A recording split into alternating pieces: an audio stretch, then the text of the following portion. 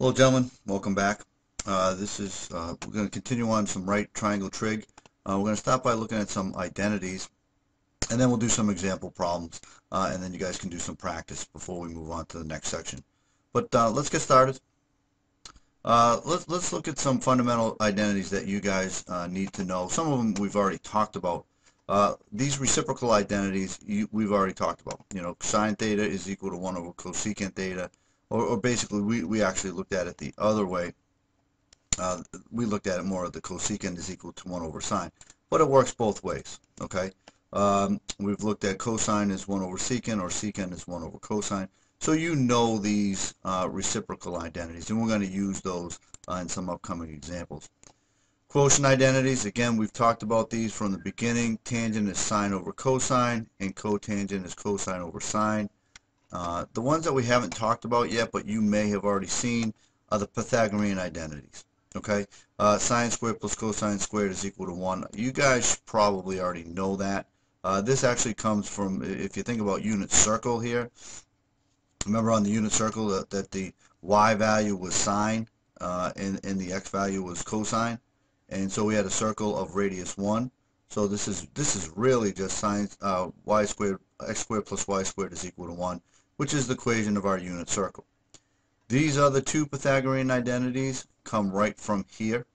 Okay, so these aren't these two right here are derived from this one right here. Well, let's put those into practice, and let's do a few examples here. Theta is an acute angle in the first quadrant such that tan theta is equal to 5. First thing I want to do here is draw a triangle. Okay, and here's my triangle, here's my angle theta, and let's label some sides. Remembering that tan theta is opposite over adjacent, so I have tan is opposite over adjacent. Okay, I can make this opposite side 5, and I can make that adjacent side 1. Then I've satisfied the situation that tan theta is equal to 5. Okay, now once I know two sides of that triangle, I can use the Pythagorean theorem to get the hypotenuse. And so you see the hypotenuse is 5 squared plus 1 squared, which is the square root of 26. Okay, so now let's use this information, or this triangle that we created, to answer some questions. All right, first question is, find the cotangent of theta. Okay, two ways to do this one. We can either say that cotangent of theta is 1 over tan theta, or I can use the fact that cotangent is equal to adjacent over opposite, and I'm going to get 1 over 5. Okay, either way is going to be fine. This is using the identity. This is using my triangle if I did adjacent over opposite, just using the definition. I want cosine of theta. Okay, cosine of theta is equal to adjacent over hypotenuse. So it's going to be 1 over radical 26. We have to rationalize that, so I'll get radical 26 over 26. Okay. Tangent 90 minus theta. Again, here's my cofunction of complementary angles. You should know right there that that's equal to cotangent of theta. We've already done cotangent of theta, and we know that that's equal to 1 over 5. Okay, that's using one of my identities. Cosecant of theta, we can use the fact that that's hypotenuse over opposite, so it's radical 26 over 5. Okay. Let's do a little different problem here. Now here's a given triangle. I'm given an angle of 60 degrees, right triangle, and I have the hypotenuse is 18. Let's solve for the other two sides. In this situation, we can use the fact that cosine of 60, cosine is equal to adjacent over hypotenuse, and that's going to be x over 18. Okay. I also need to make use of the fact that I know what the cosine of 60 is. The cosine of 60 is 1/2. Now again, I know this. I don't need a calculator here, but if this was some angle I didn't know, I could simply use my calculator. I plug this into the above equation, and I get 1/2 is equal to x over 18. I bring the 18 over, and I'm going to get x is equal to 9. Okay? Let's solve for y. We'll solve for y using the sine of 60. Sine of 60 is going to be my opposite side over my hypotenuse, or y over 18. I know what the sine of 60 is. You should know what the sine of 60 is. It's root 3 over 2. So I plug that into the above equation. Again, I'm going to multiply both sides by 18 to isolate the y. And I get y is equal to 9 root 3. Okay? Let's do another example. This time I'm given an angle and I'm given the opposite side, and I want to find the adjacent side, and I want to find the hypotenuse. Okay? So let's start by using sine of 40. Here's a situation where I don't know what the value of sine of 40 is. That's not one of my special angles. But anyway, sine of 40 is going to be opposite over hypotenuse, which is going to give me 20 over r. Okay? To find the sine of 40, I'm simply going to plug it into my calculator. And again, fellas, make sure that you're in the correct mode. If you're in radian mode, you're going to get the wrong answer. So make sure when you're doing this out that you're in degree mode. Once I know that value, I can just simply plug it into the equation. I can multiply by r, okay, to bring it up to the other side, and then divide by the 0.643, like that, and I get 31.10. Now I have my hypotenuse. I have a couple different options here. Once I know my hypotenuse and I know the opposite side, I could use Pythagorean theorem if I wanted to, but in this situation, let's do it with trig. Let's use tan of 40. Remember, tangent is equal to opposite over adjacent, and so I'll get 20 over x. Again, to get tan of 40, I'm going to use my calculator, and I get 0.839. I'm going to multiply up by x and then divide by the 0.839 to get my x value, 23.84. And you could verify that these work by using the Pythagorean theorem.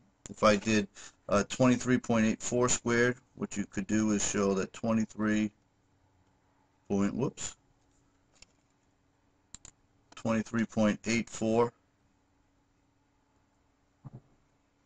squared plus 20 squared is equal to 31.1 squared. Okay, so you could verify those sides by using Pythagorean theorem if you wanted to as well. Let's do a word problem. We're traveling across flat land, and you notice a mountain directly in front of you. Its angle of elevation is 3.5. After you drive 13 miles closer, you look at the angle of elevation. It's 9 degrees. Again, just so you're aware, this is going to be a right. Whoops. This is going to be a right triangle. Right here. Right there. Whoops, I'm pen issues again. Right there is a right triangle. So we can use our right triangle trig here, okay, because we have an angle here, 3.5, an angle there is 9. Okay, and so we're looking at what is the height of the mountain. So I'm going to use this information to try to find the height of the mountain. So I labeled this distance here x.